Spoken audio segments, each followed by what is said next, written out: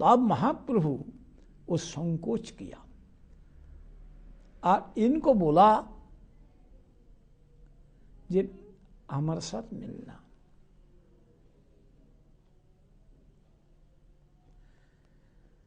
जब मिलने के लिए बोला और बोला आप जब कृपा करके यहाँ आया इस पामर को सुधारने के लिए, उन्होंने बोला कि मेरा जो हृदय एक कठिन है, इसलिए मैं तो मायावादी सन्यासी हूँ, कृष्ण प्रेम तो हमारा हो नहीं सकता, लेकिन तुम्हारा संग से ही हमारा हृदय में कृष्ण प्रेम आया। राय रामानंद महिमा बोला उन्होंने। रामानंद क्या बोला? जब कृपा करके इस पामर को सुधारने के लिए आया तो दर्शन मात्र से हमारा पवित्र तो होगा नहीं, तो इसीलिए 5-7 रोज यहाँ ठहरकर मुझको शोधन कीजिए। चैतन्य देव क्या उत्तर दिया? 5-7 रोज की बात क्या है, मैं जब तक जिंदा रहूंगा तुम्हारा संग नहीं छोड़, ऐसा बोला। तो उसका बाद उन्होंने जाके एकांत तो मिला, एक भित्त तो लेकर गया, सिपाही वगैरह किसी को लिया नहीं। कहाँ मिला? एकांत स्थान पर।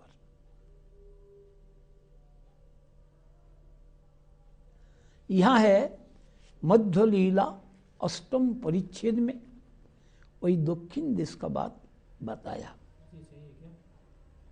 कोई जरूरत नहीं, ठीक है ना, ठीक है।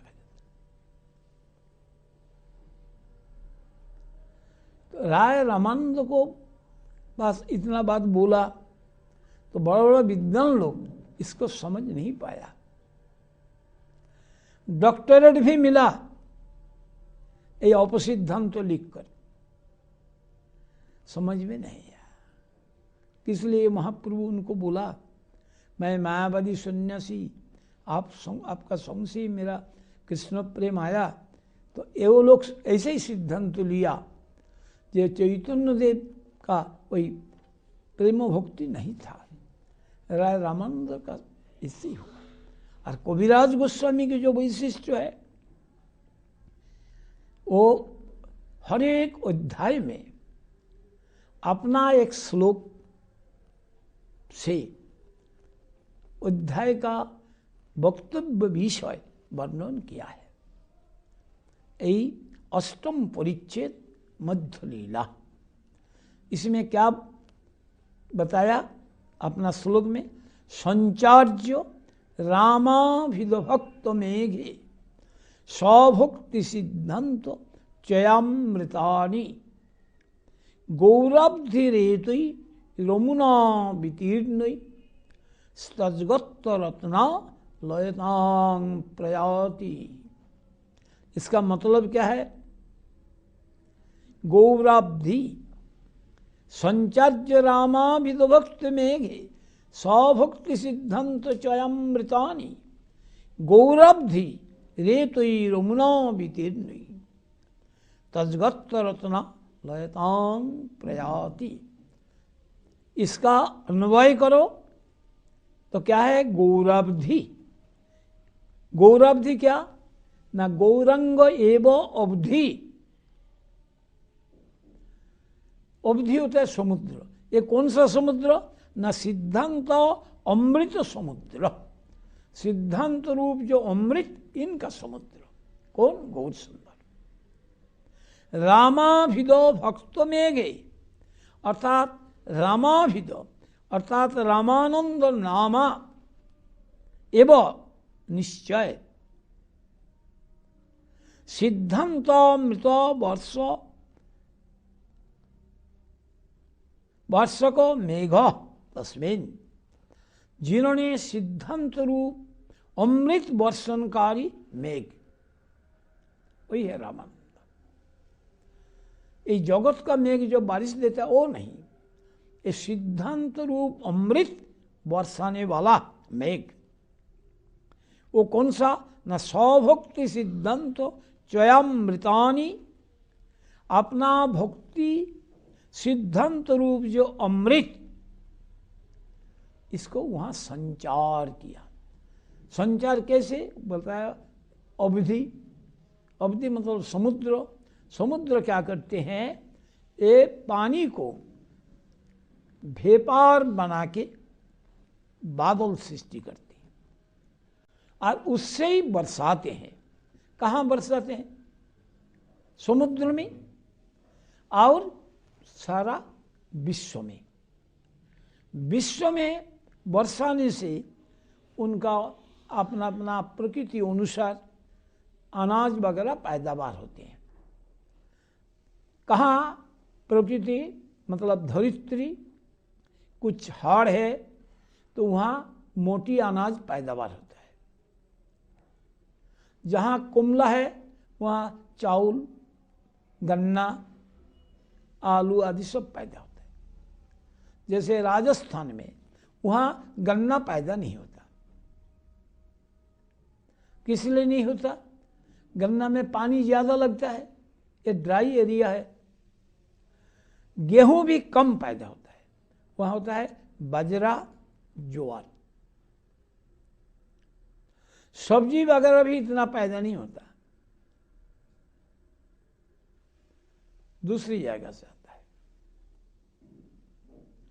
लेकिन बारिश तो वो करते ही है, लेकिन बारिश को भी आकर्षण करने का योग्यता हो तो भी आकर्षण करेगा। बारिश को आकर्षण कौन करता है? पेड़ वगैरह। जहां पेड़ नहीं है, जंगल नहीं है, वहां वर्षा कम होता है। विश्व में सबसे ज्यादा बारिश होता है आसाम का, भी आसाम नहीं, मेघालय का चेरापूंजी में। हम लोग जो पढ़ा था उसमें बोलता है वहाँ 550 इंची बारिश होता है। मामूली 550 इंची साल में चेरापूंजी। वहाँ ऐसे ही था, ऊंचा जाएगा और सब पेड़ भरा हुआ था। आजकल लोग पेड़ को काटता है, इससे क्या होता है? बारिश कम होता है।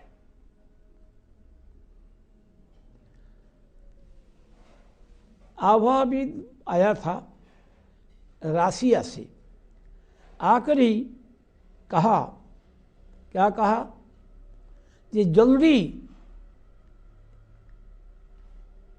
ब्रजमंडल ये रेगिस्तान बन जाएगा।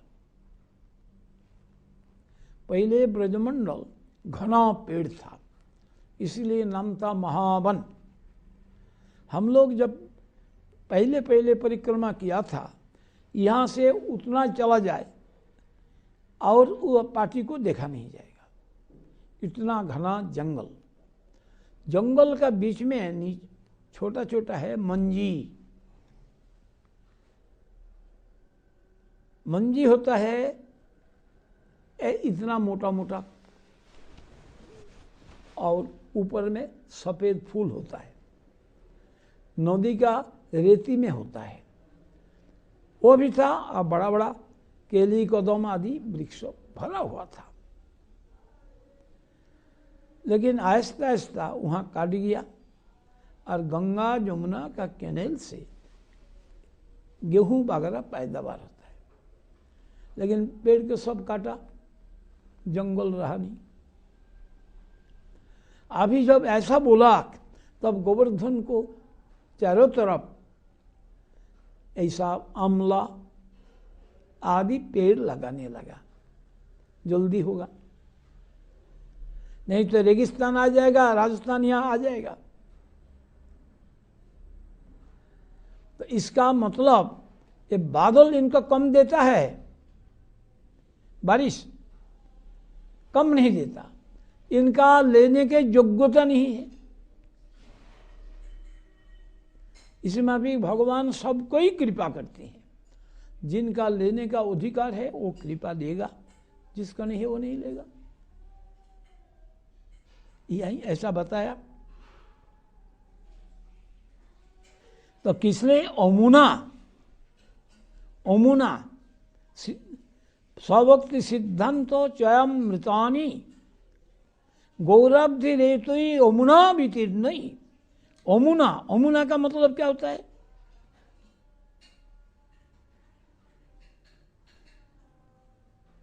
ना इस रामानंदो नाम से इसमें दिया गया।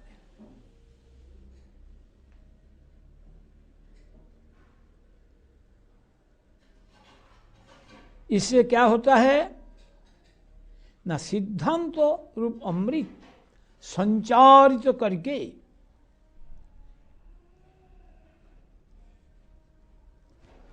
अपना भक्ति सिद्धांत रूप समुद्रता को प्राप्त करते हैं, लाभ करते हैं। समुद्र ही देता, आज समुद्र ही लेता। इसका कारण क्या?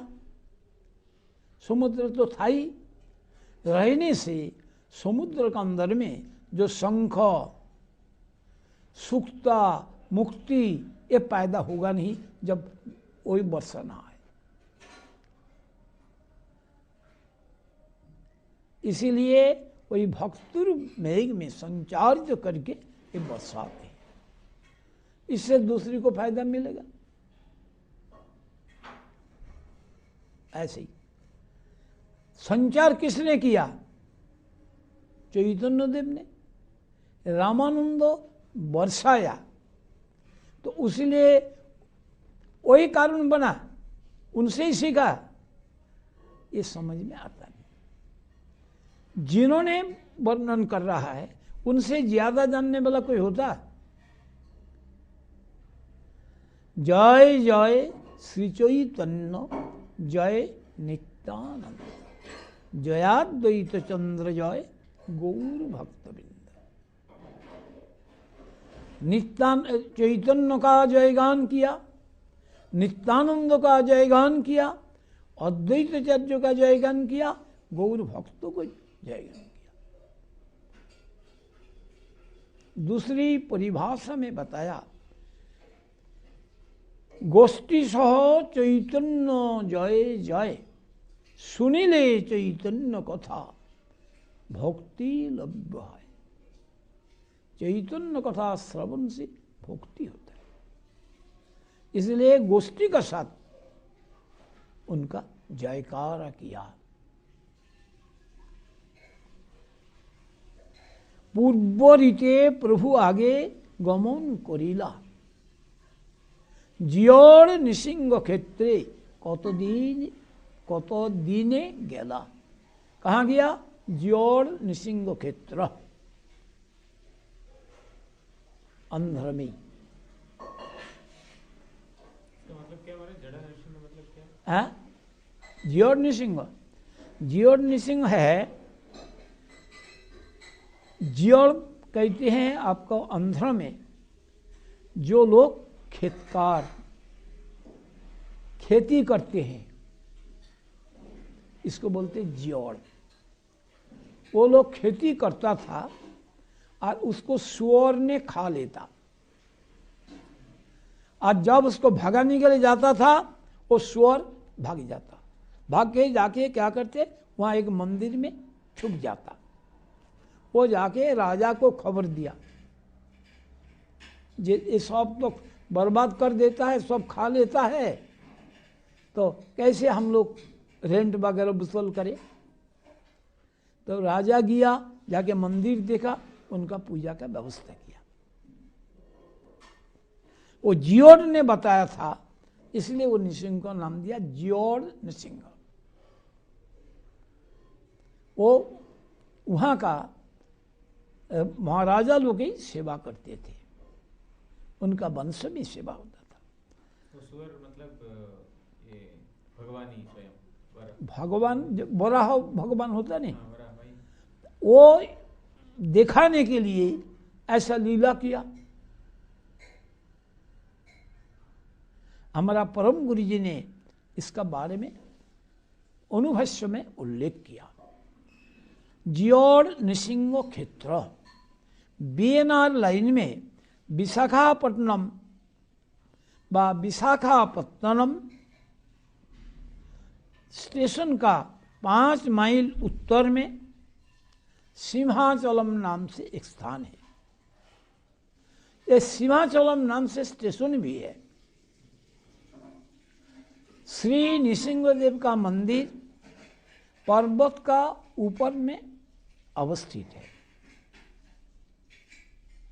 और विशाखापट्टनम का बीच में इस मंदिर है, सर्वापेक्षा प्रसिद्ध मंदिर और समृद्ध भी। किस विषय में समृद्ध है? स्थापत्य कार्य में। उनका जो कारीगरी आर्किटेक्चुअली जो है ये विख्यात है।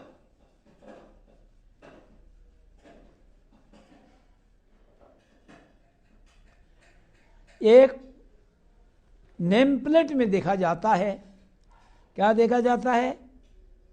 राजा तृतीय गोंकार,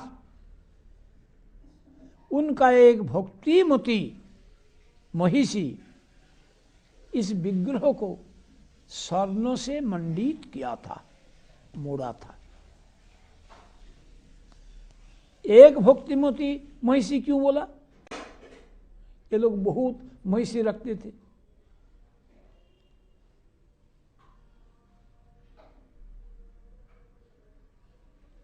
कहां से मिला? विशाखापट्टनम गेजेटियर से। ये प्रमाण दे दिया, प्रमाण। मंदिर का नजदीक इस नृसिंहदेव का जो सेवक और अन्यान्य गांववासी निवास करते हैं। अभी अधुना इस मंदिर का नजदीकी यात्री का अवस्थान के लिए बहुत कमरा कुमरा बनाया है।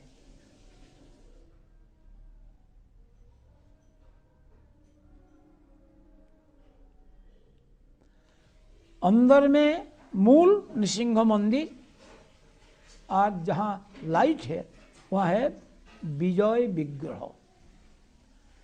ये दक्षिण देश में कहते हैं उत्सव मूर्ति। कुछ रामानुजीय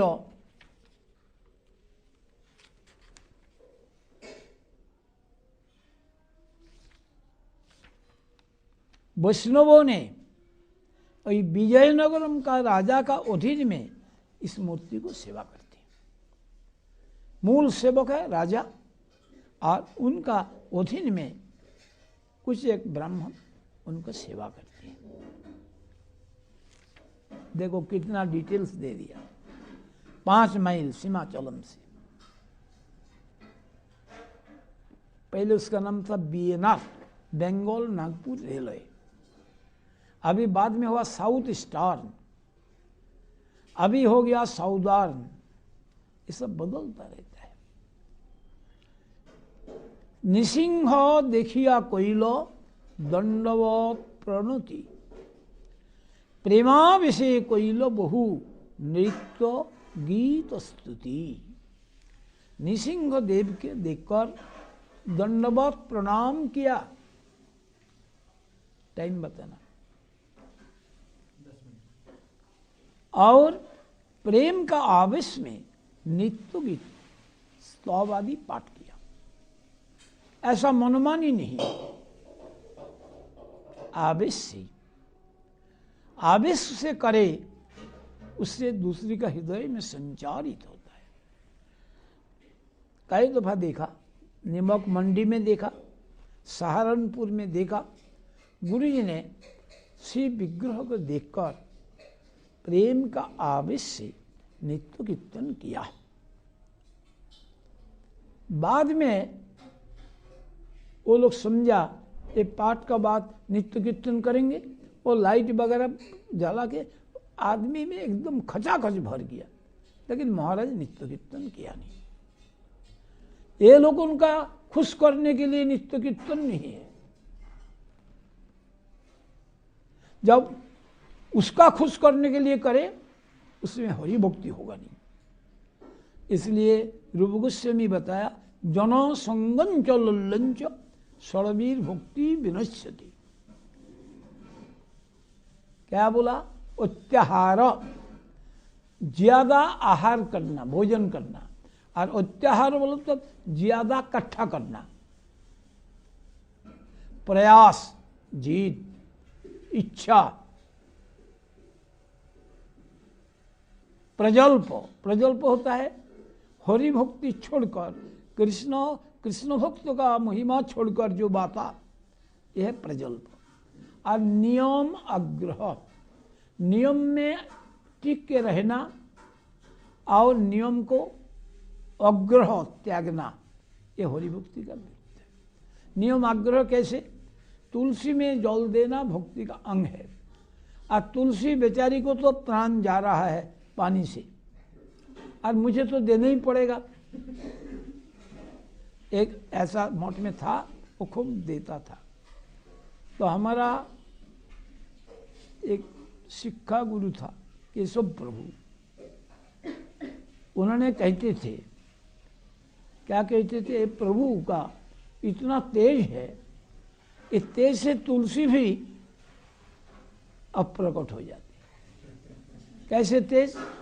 ना जैसे अभिराम ठाकुर था, जो असली शालग्राम नहीं है, उन्होंने प्रणाम करने से ये फूट जाता।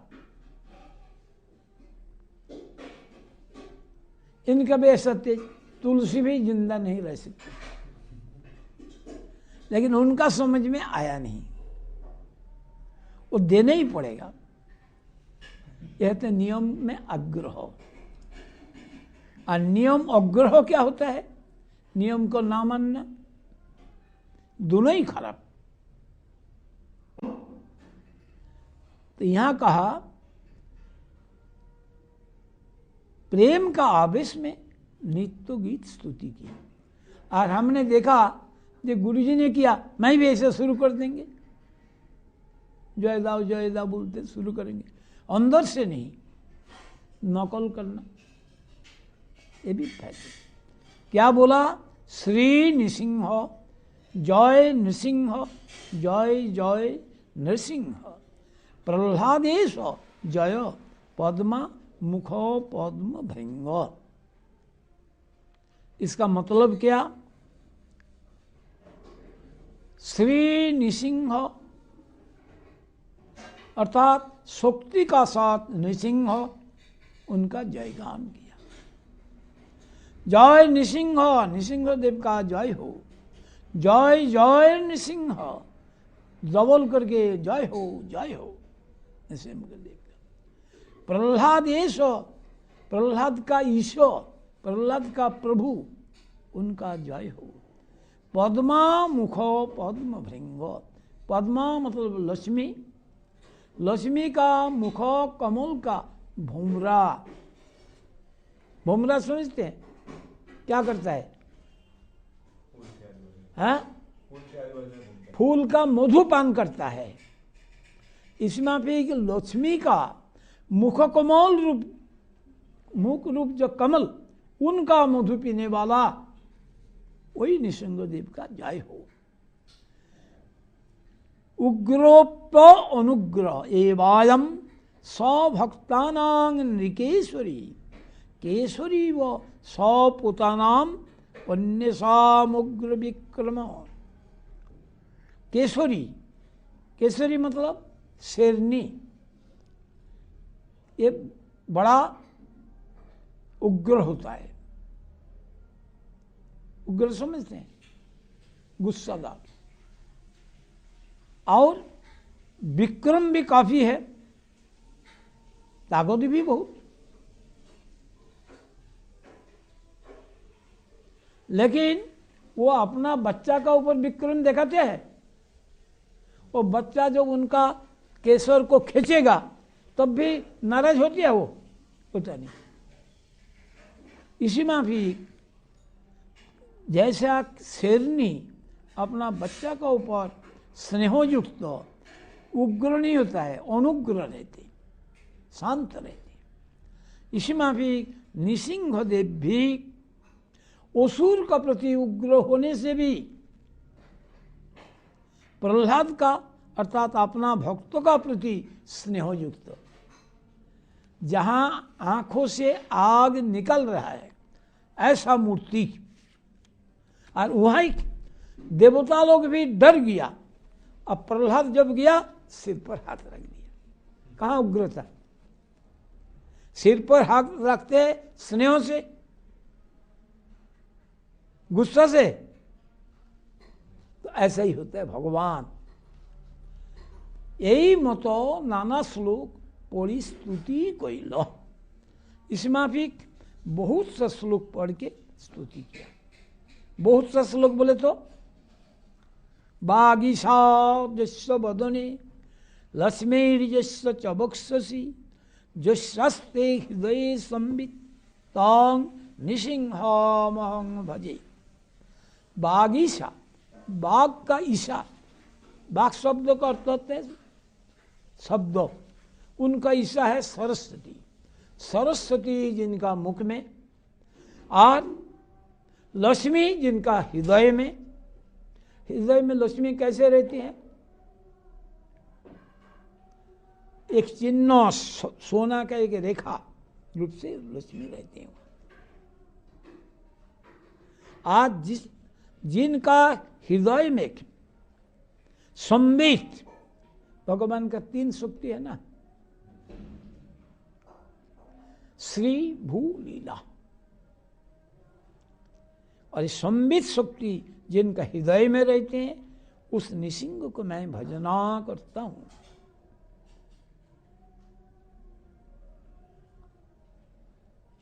पूर्ववत कोनो विप्रे कइल निमंत्रण,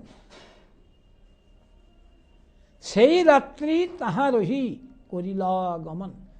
पूर्ववत अर्थात पहले, जैसे कुर्म क्षेत्र में एक ब्राह्मण निमंत्रण करके ले गया, इसी माफिक कोई ब्राह्मण निमंत्रण करके ले गया। चैतन्य देव सिर्फ ब्राह्मण का ही निमंत्रण स्वीकार किया, दूसरी को निमंत्रण स्वीकार किया नहीं। इससे जो लोग स्मार्त विचार रखते हैं, ये समझते हैं चैतन्य देव ब्राह्मण छोड़कर किसी का स्वीकार किया नहीं। इन्होंने मर्यादा का उल्लंघन नहीं करते, क्योंकि चातुर्वर्ण्यम मया सृष्टम गुण कर्म विभाग स, ऐसा किया। साथ साथ यही जो निर्गुण विचार इनको भी रखा। कैसे रखा? जैसे गया वृंदावन में एक सोनोरिया विप्र, जिनका पानी ग्रहणीय नहीं है। सोनोरिया विप्र जानते हैं? सोनार को मंत्र पढ़ाने वाले सोनार को निंदा करते हैं। क्यों निंदा करते हैं? ये तो वैश्य है। वो सोना का अंदर में है कोली, चांदी का अंदर में है कोली। ये लोग को वो कोली स्पर्श करता है। करता है? करता है। मैंने एक सोनार को पूछा, मैंने बोला तुम्हारा पत्नी के लिए जो जेवर बनाता है उसमें खोट डालता है? जानकारी के लिए पूछा। बोला हाँ डालता हूँ। बोला क्यों? वो नीचे वाला वो डालता है दूसरी, ऊपर में सोना। बोले ये तो हाथ में घिस जाएगा तो सोना नुकसान होगा। देखो, मैंने पूछा और वो सरलता से उत्तर मुझको दिया। किस लिए? उसलिए बोलते हैं कोली। मुश्किल बात। और किस लिए बोलता है? भक्तों के पास सुनना। एक अच्छा भागवत बचने वाला है वृंदावन में, तो हमारा शिवानंद का आश्रम में, देखा शिवानंद का आश्रम गोवर्धन में, वो हॉल में वो भागवत पाठ करा, किसी सेठ ने कराया। तो मुझको जाके वहाँ बैठाया, मैं थोड़ा बैठा, क्या बोलता है सुनो। देखा इन्होंने तो खूब अच्छा तरीका से समझाया। क्या समझाया? भागवत सुनने का अधिकारी कौन है, ये खूब व्याख्या करके सुनाया, लेकिन ये नहीं बताया बोलने का अधिकारी कौन है, ये बात नहीं बताया। देखो, मतलब रहने से ऐसा निकल जाएगा, नहीं बोल सकता। हैदराबाद में एक गुजराती सेठ हमारे पास आता था, नाम है रमणीक भाई। वो रोज आएगा और हमारे घर में बैठ के रहेगा, और मठ में प्रसाद लेगा सिर्फ दाल और चावल, बोला बाकी पछता नहीं, गरिष्ठ भोजन हो जाता है, दाल चावल ले लेंगे जैसा भी है उनको। उत्सव में भी वो हमारा कमरा में उनको खिलाता था, इसलिए वो गरिष्ठ भोजन लेता नहीं। अभी उन्होंने जहाँ जहाँ कथा होता है वहीं जाते हैं। तो एक दफ़ा बोलने लगा, आप चलो। बोले मैं जाके क्या करना, टाइम नहीं है। बाद दफ़ा बोला, जिन्होंने बोलते हैं उनका भगवान में विश्वास है, काफ़ी विश्वास है। बोले मैं तो कहता हूँ नहीं। कैसे? भगवान ने गीता में बताया, अनन्यश्चिन्तयन्तो माम जे जना पर्युपासते तेषां नित्यभियुक्तानां योगक्षेम वहाम्यहम्। इसका मतलब होता है, जो लोग अनन्यश्चिंत होकर मेरा भजन करते हैं, उनका योग और क्षेम मैं वहन करता हूँ। योग का मतलब होता है जो उनका जरूरत है वो मैंने पहुंचा देता हूँ, और जो उन पहुंचाया उनका निगराना भी क्षेम मैं करता हूँ। अर्थात मैंने दे के आया और लुटेरा लूट लिया, ये होगा नहीं। तब जब भगवान ने ही बोल दिया तो उनको सोचने की क्या जरूरत है, जो इतना रुपया हमें चाहिए। बोले इनका तो फैमिली है। बोले फैमिली तो है, भगवान क्या बोला, ये फैमिली वाला को देता नहीं, जिसको फैमिली नहीं है उसको देता है, ये तो बोला नहीं। और साथ साथ प्रमाण भी दिया, जे अर्जुन मिश्र नाम से एक ब्राह्मण था प्रतिष्ठानपुर का, उन्होंने गीता का टीका लिख रहा था और पेशा था भीख मांगना, मांग के लेते हैं।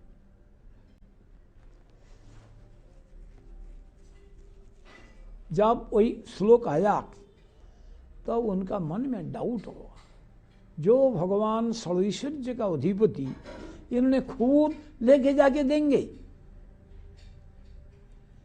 ये किसी से भेज देंगे? उसका निशान लगाया, ऐसा 3 लाइन लगाया नीचे, बाद में विचार करूंगा, अभी तो भिक्षा में जाना, ठाकुर जी को सेवा करना। चला गया। उस रोज यार कहाँ भी भीख मिला नहीं, किसी ने मुट्ठी भर आटा चावल डाला ही नहीं। इधर भगवान ने बांगी में कांदा पर आता है ना, इधर उधर समन रहता है, काफी समन लेकर उनका घर में पहुंच गया और बाहर से आवाज दिया, ये अर्जुन मिश्र का मकान है। उनका धर्मपत्नी बाहर होके गई। ये भी बहुत सत्य विचार की है। समन देख कर के बोला, या इसी नाम पर और कोई होगा, हमारा घर में तो कभी इतना समन आता नहीं। तो उन्होंने बोला, इनका रंग है सांवला, थोड़ा झुका हुआ है, बड़ा गुस्सादार, बोला सकल तो मिल जाता है, लेकिन गुस्सा तो उनका कभी देखा नहीं। बड़ा गुस्सा था, ये बोझ मैं उठा नहीं सकता, ये देखो मेरा पीठ पर बेत मारा। वो देखते 3 निशान और 3 में लाल हो गया। ब्राह्मण ने हाथ से ऐसा ऐसा किया। कोई आज किसी का घर में श्राद्ध था, उत्तम ब्राह्मण मिला नहीं, इसलिए काफी दे दिया और इससे जोश आ गया। उम्र कम है बच्चा को, भगवान तो किशोर मूर्ति, अभी जुआन हुआ नहीं, ये इतना बड़ा बोझ उठा नहीं सकता, इसलिए मारा। बड़ा दुखी होगा। अब बोला हमारा मजदूरी भी दे दिया। बोला जब आया थोड़ा आराम करो, एक चटाई दे दिया जैसा है, वो चटाई में थोड़ा आराम करो, मैं अभी पकाती हूँ। निवेदन करने के बाद प्रसाद लेके ही जाना, ऐसा नहीं जाना। और ब्राह्मणी कहने से उन्होंने आराम किया। ब्राह्मणी तो बनाने के लिए चला गया, कैसे आराम किया कुछ वो देखा नहीं। जब तैयार हो गया, भगवान को निवेदन किया, उन्होंने उनको खिला दिया,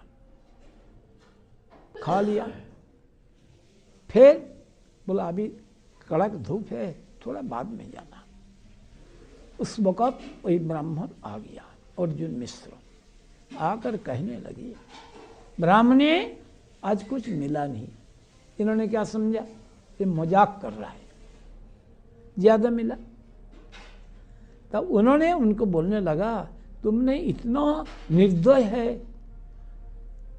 कमती उम्र, जवान हुआ नहीं, इतना बड़ा बोझ उठा नहीं सका, ऐसा मारा जो निशान पड़ गया।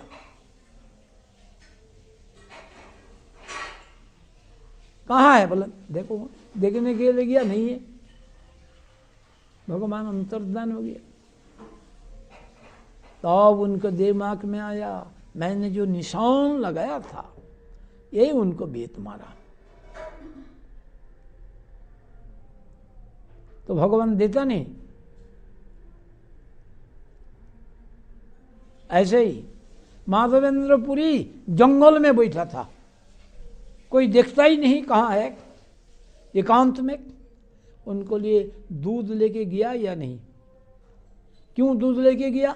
ना दूध पीने वाला, ये अन्न ग्रहण करेंगे नहीं, फलाहार भी करेंगे नहीं, बिना मांगे दूध मिले। इतना बड़ा जिनका जिद है वो कौन पूर्ण करेगा?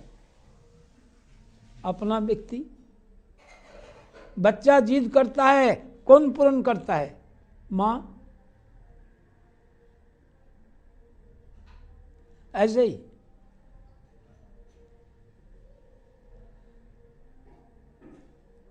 ऐसा सुनने का आता है, मैं भी बहुत जिद करता था। वो बर्तन में दूध भर के देगा, वो भर्ती हुआ नहीं, वहां से माटी में गिरेगा तब भर्ती हुआ। ऐसे ही नियम था, लेकिन कोई माता तो कभी नाराज नहीं हुई। तो जब माता ही नाराज नहीं होते हैं, जिनका करोड़ों मातृ स्नेह है भगवान का, वो भक्तों की इच्छा पूर्ण करेंगे नहीं। ऐसी बात है।